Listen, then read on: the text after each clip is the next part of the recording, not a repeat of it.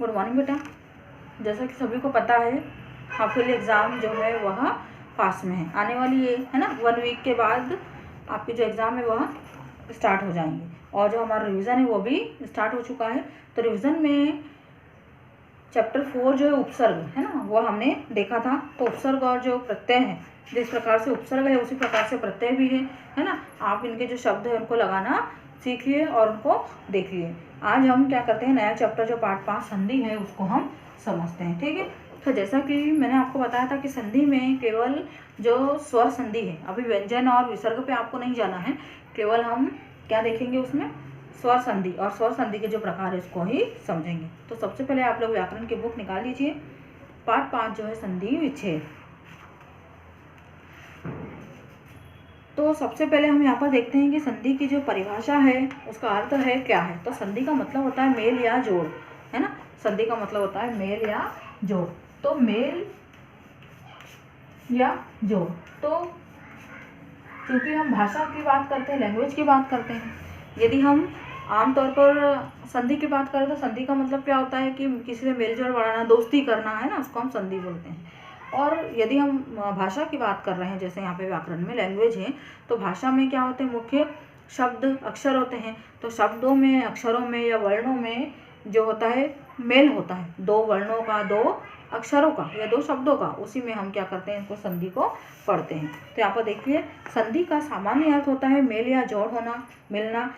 अब जब हम शब्द की बात कर रहे हैं तो देखिए जब 2 शब्द आपस में मिलते हैं तो उनकी निकटवर्ती ध्वनियों में, हम यहाँ शब्द की बात कर रहे हैं ना, तो अभी जो शब्द लिया हमने ल, ये इस प्रकार से ये आपस में, मान लो कि इनको इकट्ठा हमने बोला, तो इनकी जो निकट वाली ध्वनियाँ है, पास वाली जो ध्वनियाँ है, ध्वनि मतलब जो स्वर, जो आपस में टकराते हैं तो उनमें क्या होता है, परिवर्तन हो जाता है ना, एक जो नया शब्द है वह लेकर आते हैं। तो इसी परिवर्तन को संधि कहते हैं।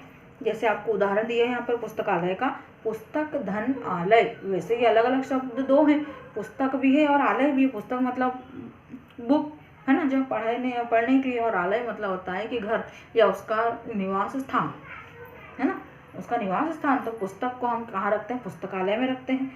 तो अब यहाँ पर आप देख सकते हैं कि पुस्तक और आलय, यहाँ पे 2 वर्ण अ और आ, दोनों ही क्या है, स्वर है, और दोनों को मिल के जो का शब्द है वो बन गया, आ की मात्रा लग गई, है ना। पुस्तक और आलय नहीं बोल के यहाँ पर पुस्तकालय शब्द बन गया।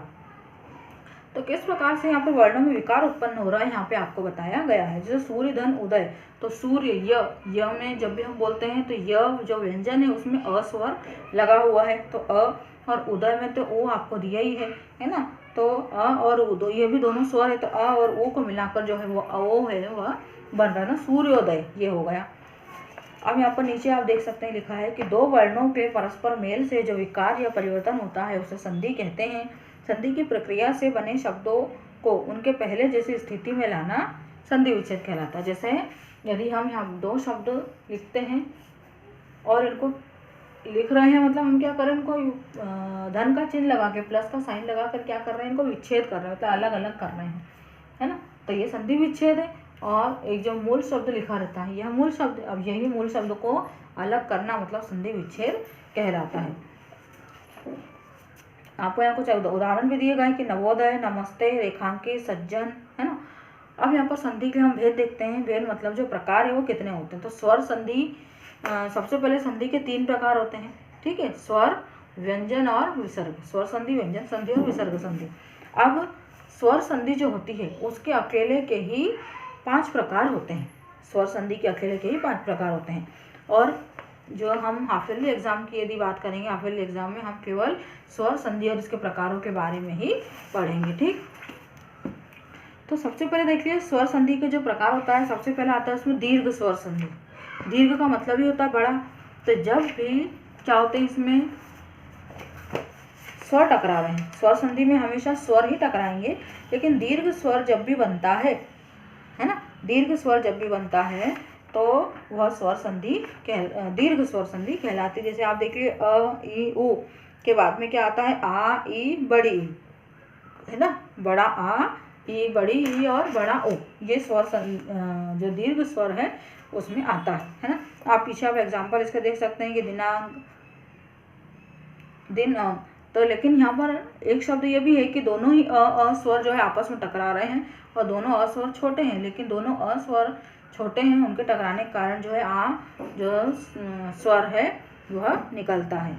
अब यहाँ पर देखिए गुण स्वर संधि में क्या होता है, अ आ का ई और ऊ से मेल होता है ना, तो ए ओ और अर, ये नियम जो है आपको याद करना पड़ेगा, तभी आपको जो है समझ में आएंगे। तो ए ओ और अर है जो यह गुण संधि में आता है। ठीक, अब नीचे देखिए वृद्धि का मतलब ही होता है कि बढ़ना, है ना।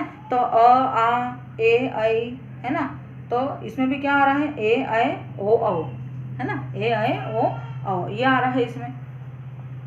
अब होता है यण स्वर संधि। यण स्वर संधि में क्या हो रहा है, जब ई ऊ, है ना, तो आप इसको नियम को शॉर्ट में याद रखेंगे कि यण में क्या आता है, य व र, य व और र, ये से शब्द जब भी आते हैं, जैसे प्रत्येक आधे अक्षर वाले शब्द भी आते हैं इसमें, है ना। यण स्वर संधि में आधे अक्षर वाले शब्द भी आते हैं, जैसे स्वागत इत्यादि, यद्यपि। जब भी आप क्या करेंगे, आपके सामने शब्द आएंगे, इसका विग्रह करेंगे, विच्छेद करेंगे, है ना।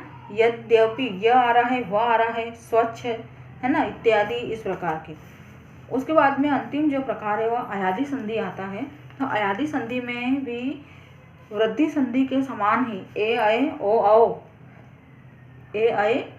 का जो मेल है वह किसी अन्य स्वर से होता है और इनके स्थान पर क्या होता है, ऐ आय अव आव, ऐ आय अव आव आता है, तो ये अयादि संधि कहलाती है। जैसे शेधन अन, यहाँ पर ए आ रहा है, आपको याद रखना अयादि संधि में ए ऐ ओ औ का किसी भी अन्य स्वर से मेल होता है, तो क्या बन जाता है, वो ऐ आय अव आव ये आ जाता है यहाँ पर। जैसे आप इसके एग्जाम्पल देखेंगे, शयन, शय अय लग रहा है यहाँ पर, गायक आय, है ना, ऐ आय, गायक, भवन अव और नाविक आव, ऐ आय अव आव, इस प्रकार के जो है वो शब्द बनते हैं। ठीक, तो जब तक आप इसकी प्रैक्टिस करेंगे, स्वर संधि कितने प्रकार हैं, स्वर संधि अकेले के ही 5 प्रकार है, दीर्घ, गुण, वृद्धि, है ना, यण, अयादि।